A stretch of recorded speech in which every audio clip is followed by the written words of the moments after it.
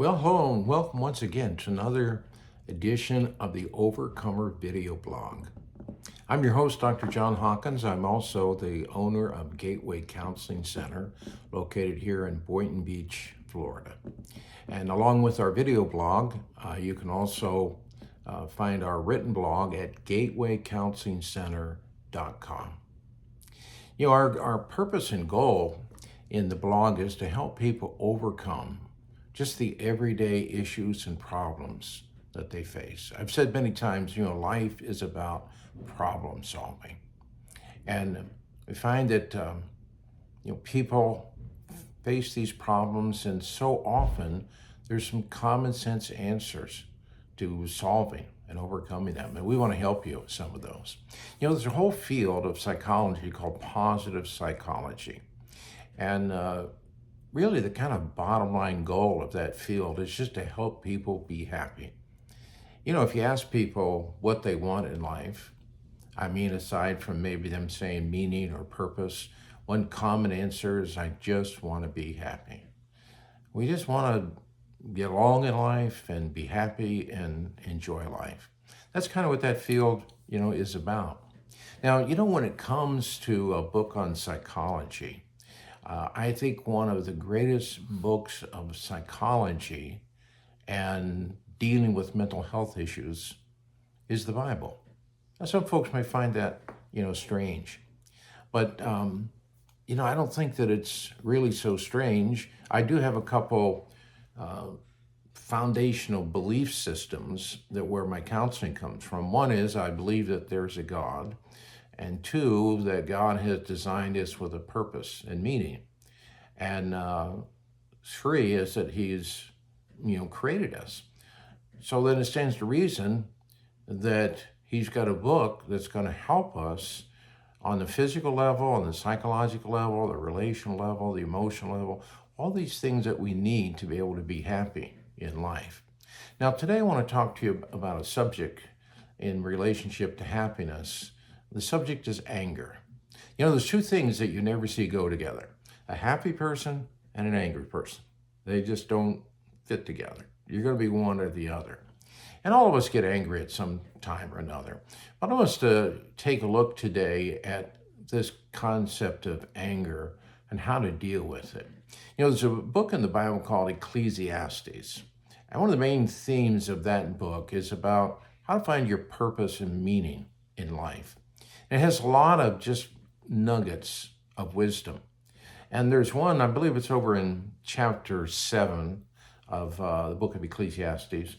And the author makes this statement here: be not quick in your spirit to become angry, for anger lodges in the hearts of fools. Be not quick in your spirit to become angry, for anger lodges in the hearts of fools. So what he's doing here is he's equating anger with a fool. Don't be quick to be angry. It's foolish people who are quick to become angry. Now, there's no question some people have a hair trigger. It doesn't really take very much to just ignite their anger. They just kind of exist on a short fuse. But I notice what he's not saying here. He's not really addressing the reasons for being angry. We can have maybe some legitimate reasons. All of us can think of times when someone has done something or said something that has been hurtful or just outright dumb, and it's made us angry. And then sometimes maybe we're angry and we don't have legitimate reason. So he's not dealing with the anger, he's not dealing with the reason of it, whether it's justified or not. He's focusing on the angry. He's telling us about how to deal with that anger. He's not saying never get angry, because that's an impossibility. Even Jesus, when he walked on this earth, exhibited righteous anger at times and dealt with it and spoke against it. But rather what he's telling us, and this is another quote from the scriptures, to be angry and not sin. Not that we can't be angry, but what do we do with that angry? with that anger. In other words, it's possible to be angry, but handle it in a right way. And so that's the emphasis that he's putting in this thought here. In other words, don't be a fool when you're angry. Don't act like a fool when you get angry. Now, a fool in the biblical sense had nothing to do with IQ. You know, a fool was someone that didn't want to listen to God. They didn't want to listen to sound advice, godly advice that would help them. They just want to do what they want to do, when they want to do it, how they want to do it. You know, it's a lot like a parent who gets so angry that they'll just go ahead and fight in front of their kids. And maybe they've even, husband and wife have talked before and said, listen, we got to stop this fighting in front of the kids because it just has too much of an impact on them. And it does, it'll scare them. It does a lot of emotional damage to the kids. And maybe they agree, but then that person gets so angry that they don't care. They don't care what they've said before. They don't care if the kids are present. They don't care about the impact on anyone else. I'm angry and I'm gonna let it blow. Well, that's an example of a fool. Somebody who's not really listening and realize, there's times I have to learn how to self-regulate myself. Now, we've all been in situations where that has been a hard thing to do. That ability to control the anger. And one major cause of anger is blocked goals. So by nature, most of us, we want things to go our way. We want to do, like I said, what we want to do when we want to do it. And when someone steps in the way and blocks that goal, then we're going to get angry. Whether that's in a relationship, a marriage, whether it's with our kids, whether it's when we're driving. But the reality is there's very little that we have control over in life. And so that being the case, if we actually expect that we can control a lot of things or a lot of people and get things our way, we're going to be angry a lot of the time because that's just not going to work out, for us. And the problem is when we get angry and I get emotional, then I tend to make poor decisions. That creates regret in my life. Because when it comes to making decisions, I need to make decisions out of my thinking brain, my higher level brain, my prefrontal cortex, because that's what's designed for impulse control and the ability to think and evaluate and make good decisions. That's what that's, for, what it's designed for. And rather my emotional or limbic system, that's designed really to keep me alive. That's designed for my emotions. That's where I feel my emotions. And it's also designed with my nervous system to protect me when I sense danger and I get thrown into fight or flight mode. I don't have time to think. My thinking brain gets shut off and I'm just going to react. I need to fight that danger or flee from that danger. I need something to keep myself alive. So they both have a place and they serve a different function. But that emotional brain is not for having solid conversations. It's not for making good decisions. And I need to be able to stay in that to be able to make those, good decisions. So I have to learn how to control that.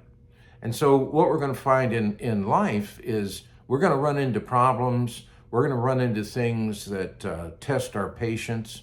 But if I can't learn to function out of my thinking brain, my life is going to be filled with constant drama, chaos, and it's become more and more complex because everything just seems harder. And I'm going to have not only more regret in my life because I'm going to be making decisions that aren't really good.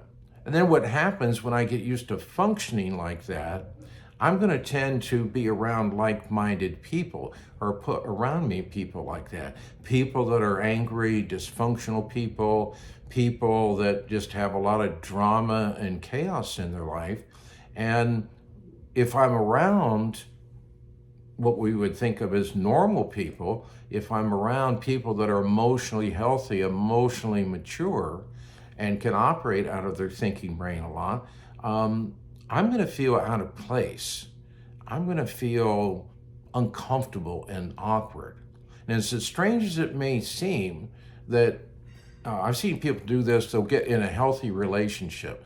They'll get in a relationship with somebody that, is emotionally mature, and they know how to self-regulate and function in a healthy way. So they're not just throwing fits. They're not just up and down, overly dramatic. Their life is more orderly. It's less chaotic. It's less drama. And the other person who's used to just constantly giving in to their emotions, that seems boring to them. It seems uncomfortable to them. They don't know how to handle that. They get in a healthy relationship, and it's just not normal to them. And many times they'll sabotage that relationship because they either feel, okay, this person, as they get to know me better and see how I operate, they're going to end up leaving me because I'm too emotional. They're not going to like that. So I'll sabotage it and end it before they do. Or they just get bored and they just don't know how to handle a relationship like that. So they're going to go back to what they know. They're going to find somebody that's chaotic, dramatic, all of that kind of stuff, and they'll function in those relationships that are constantly love, hate, up and down, hot and cold. We're together, we're broke up, all of that kind of stuff, which really isn't great. There's another verse that talks about anger. Proverbs 16:32 says this: whoever is slow to anger is better than the mighty, and he who rules his spirit than he who takes a city.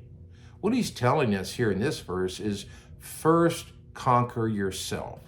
He's saying if you can conquer yourself, that's better than some general that can conquer a whole city.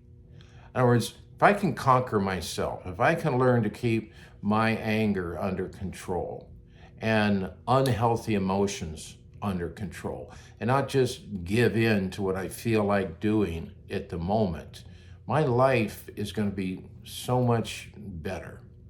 Now, I believe a great starting point for this, you may not have had a great model. Maybe you grew up in a home where parents were fighting and yelling and upset all the time. And so you didn't have a model of controlling your emotions and self-regulating. And nobody taught you how to verbalize what you were thinking and feeling versus just acting out the way kids do. But regardless of what you grew up with, and you become an adult, you can say, all right, what am I going to do from here going forward?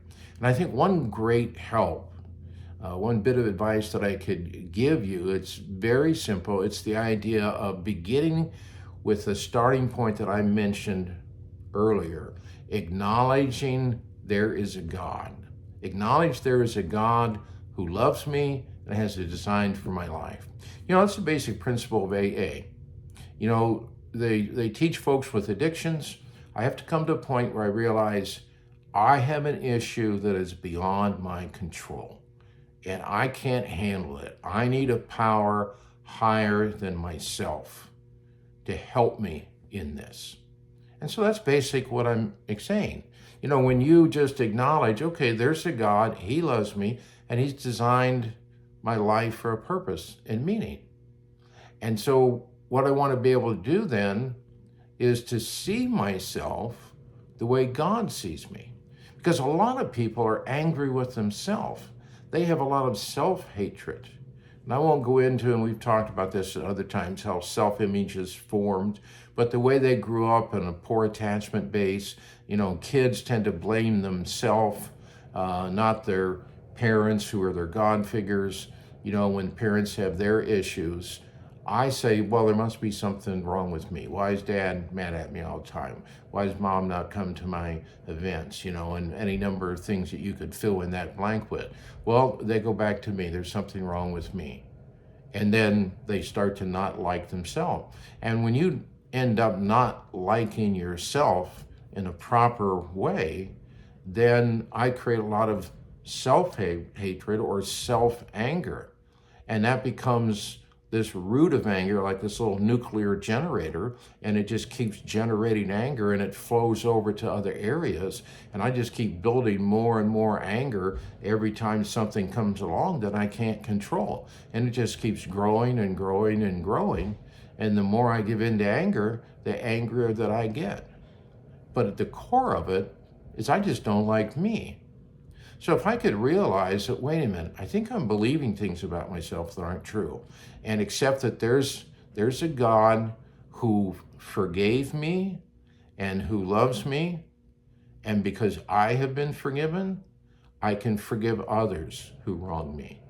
Because I realize that my debt towards God is greater than anyone else's debt towards me. So when I accept that God has forgiven me, then I can forgive myself, and I can learn how to properly like myself. I can learn that my life has purpose and meaning and dignity and respect, because I begin to learn, how does God see me and think about me and feel about me?